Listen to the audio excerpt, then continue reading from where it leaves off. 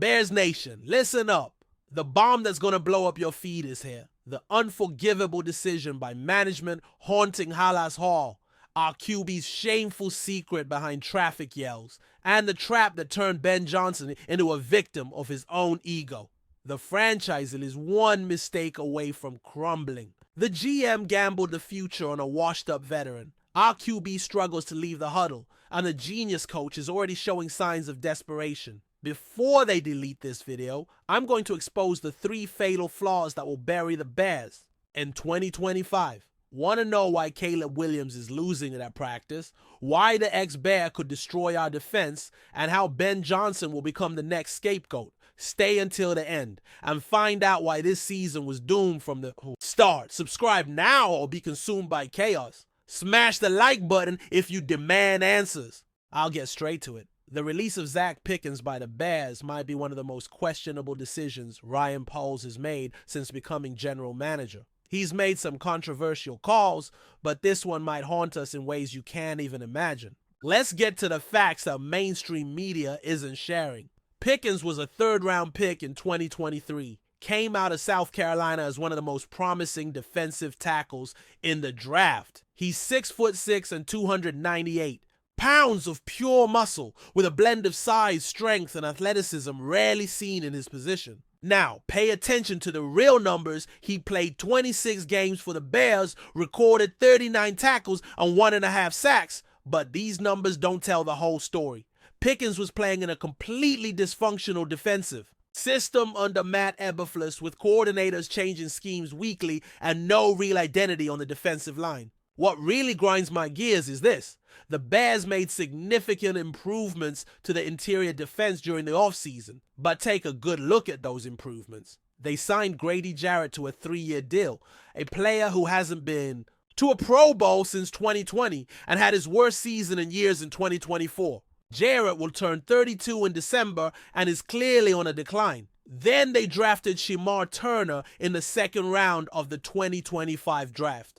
Turner came out of Texas A&M as an intriguing prospect, but here's the issue no one's talking about. He injured his ankle on the first day of training camp in July and hasn't returned. How do you sign a declining veteran and bet on an injured rookie while cutting a 24-year-old with growth potential? And there's more. They retained Chris Williams as a restricted free agent. Williams stood out in 2024. I'll give him that. But you know how bad the Bears defense was last year. They were among the league's worst. Standing out in that defense isn't exactly a great achievement. Andrew Billings is coming back from a pectoral injury that ended his season early. Gervon Dexter Sr. has potential, but he's inconsistent. So tell me, where was the logic in releasing Pickens when you have 2 players dealing with health issues and a veteran clearly declining? Here's the part that really bothers me.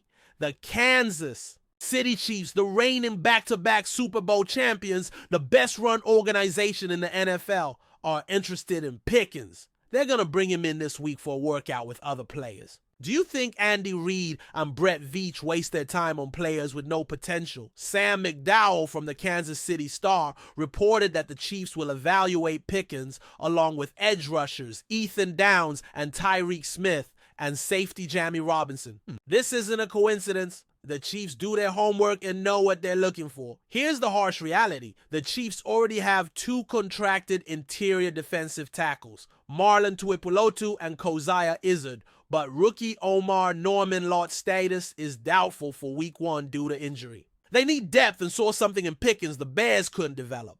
And you know the Chiefs' track record with players discarded by other teams.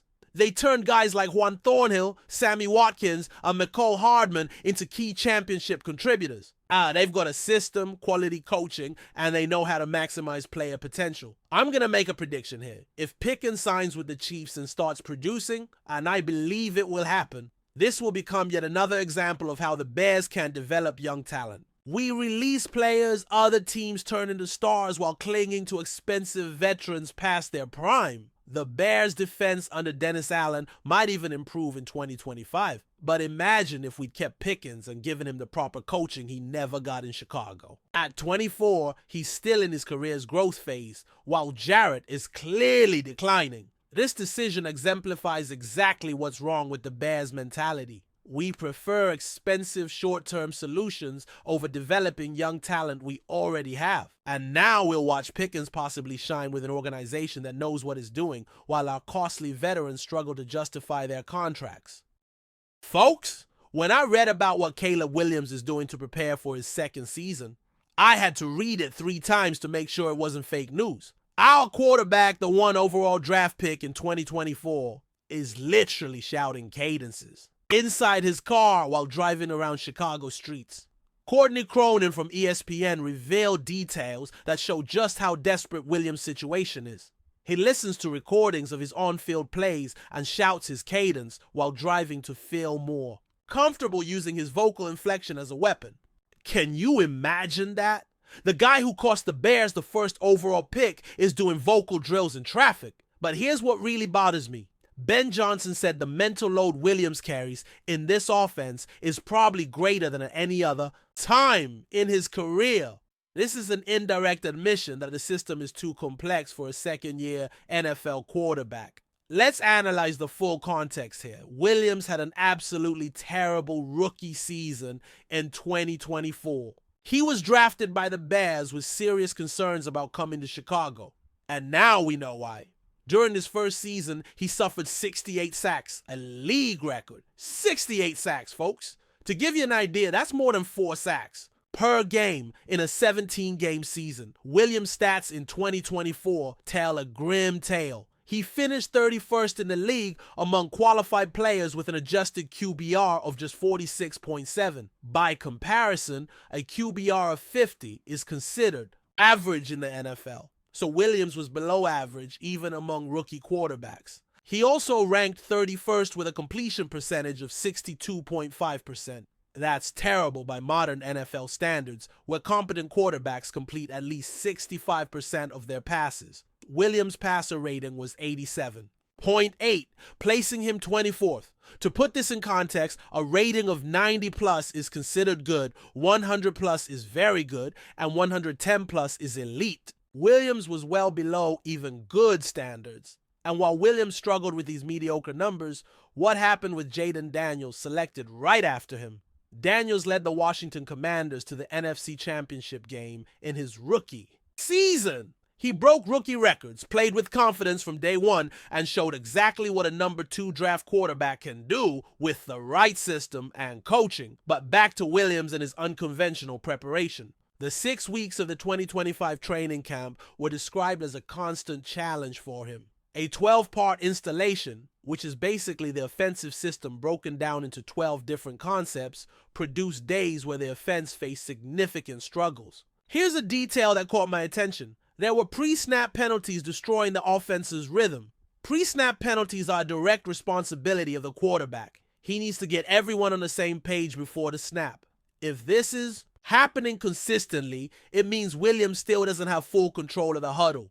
Worse still, there were instances where Williams got out of the huddle too late to sit up at the scrimmage line, diagnose the defense, and secure the snap.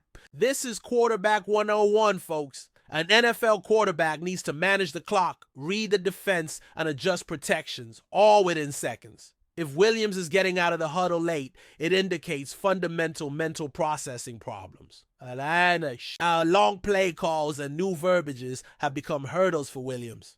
This tells me Ben Johnson might be complicating things too much. Great offensive coordinators know how to adapt their systems to the quarterback's skills, not force the quarterback to fit in an impossible system. Look, I get that Johnson has a fantastic reputation coming from Detroit, where he worked wonders with Jared Goff. But Goff was an experienced veteran when Johnson became the Lions' offensive coordinator. Williams is a second-year quarterback who's clearly still struggling with basic fundamentals. The most telling part of the report was when Williams said, "It doesn't bother me what people say about me because I know who I am." That confidence can be positive, but it can also be worrying if he isn't absorbing constructive criticism. Williams suffered dismissals from offensive coordinator Shane Waldron and coach Matt Eberflus during his rookie season. This created instability. I recognize that, but it also shows the organization recognized fundamental issues in his development. In July, Williams acknowledged he needs to work harder to help what should be an improved offensive line. The Bears invested heavily in the offensive line during the offseason, so there are no more excuses about inadequate protection. Johnson hopes Williams' confidence will silence those who believe Chicago should have drafted Daniels instead. But here's the thing. Confidence without execution is just arrogance. Williams needs to translate that confidence into on-field performance. And so far, the results haven't been encouraging. The reality is Williams is in a prove it or lose it situation in his second season. If he doesn't show significant improvement, the comparisons to Daniels will become deafening and media and fan pressure will become unbearable. The Bear is absolutely brilliant and reveals much more about the Bear situation than you'd imagine. For those who haven't seen the series, Carmy is a globally respected chef who returns to Chicago to manage a completely dysfunctional family, a restaurant after his brother's death.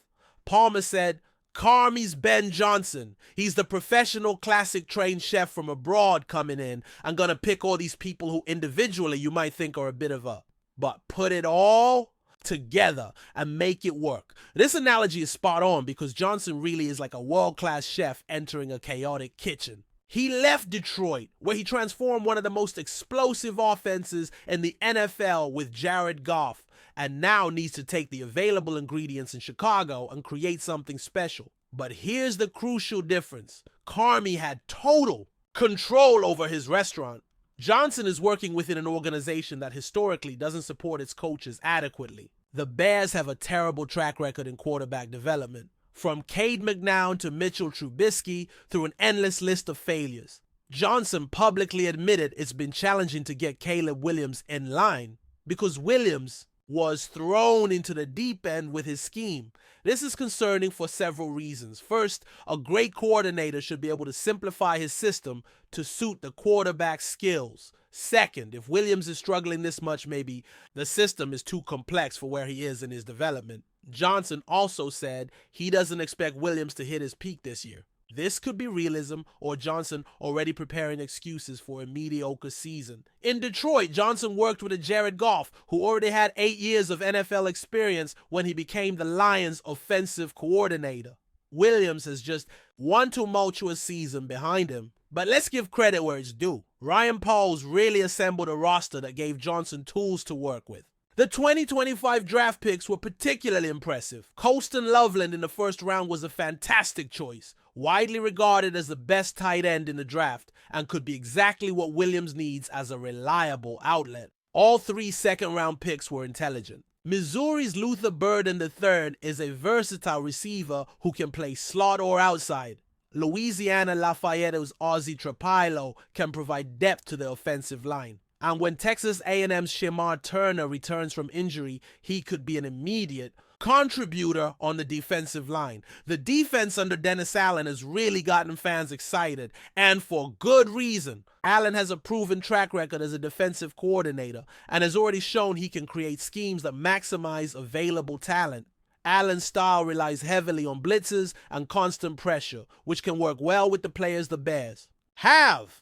Palmer posed the critical question. Do you think Ben can pull it off in year one? Because guess what? Restaurants? They don't have such long shelf lives. This question goes to the heart of the matter. Johnson has a limited window to deliver results. If the Bears have another disappointing season, especially with Caleb Williams continuing to struggle, the organization's and fans' patience will quickly wear thin. The pressure on Johnson is immense because he was hired specifically to develop Williams. If Williams doesn't show significant improvement, Johnson could be seen as yet another coach who promised much and delivered little. The Bears' head coach history over the last 2 decades isn't encouraging. Diana Rossini expressed faith in Johnson to get it done.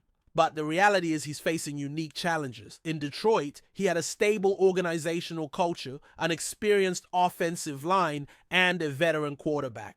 In Chicago, he's dealing with a historically unstable organization, a revamped offensive line, and a quarterback who clearly is still learning basic fundamentals. The main concern, as Palmer mentioned, is whether Williams can be Johnson's starting quarterback this year and beyond. If the answer is no, then the whole hiring of Johnson might have been a mistake, regardless of how good he is as a coach. Here's my honest take. Johnson is genuinely talented and has the credentials to succeed, but his success depends entirely on Williams making significant strides in his development.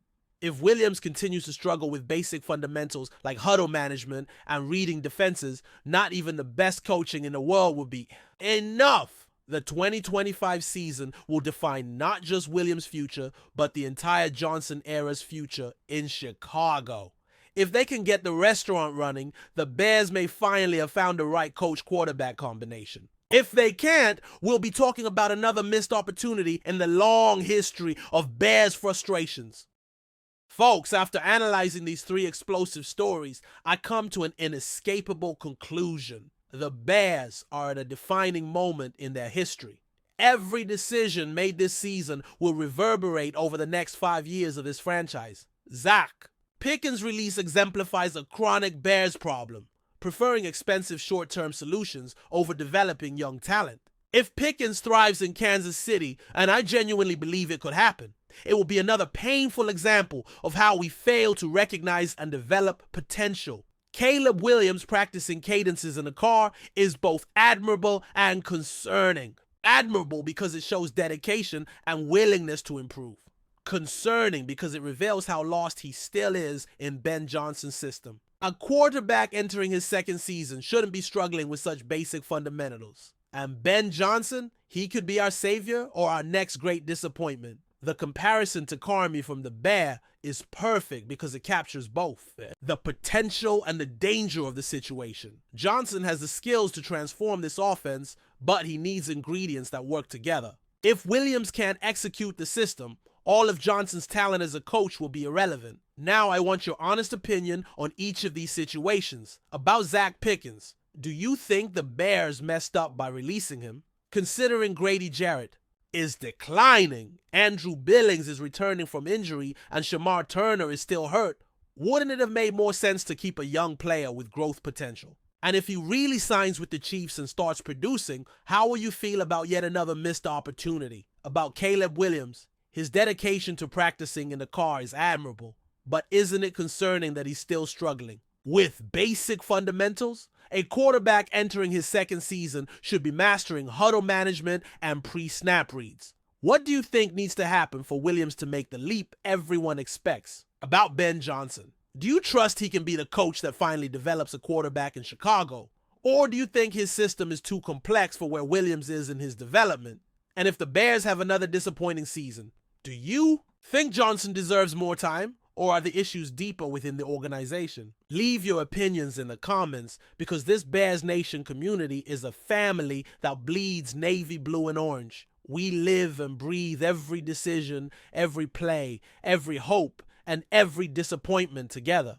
We need to debate these issues because they will define our future as fans. If you want to keep up with every single Bears development through deep analysis like this, subscribe to the channel and turn on notifications. I promise tomorrow we'll have more explosive content on the decisions shaping Chicago's future. Hit like if you think the Bears messed up with Pickens, subscribe if you still have faith in Williams and Johnson for this season, and share this video with other Bears Nation members who need to know this info. This is our family, folks. Together we'll follow every step of this journey, celebrate every victory, and analyze every mistake to understand how our franchise can finally rise to the top of the NFL Bear down now and forever.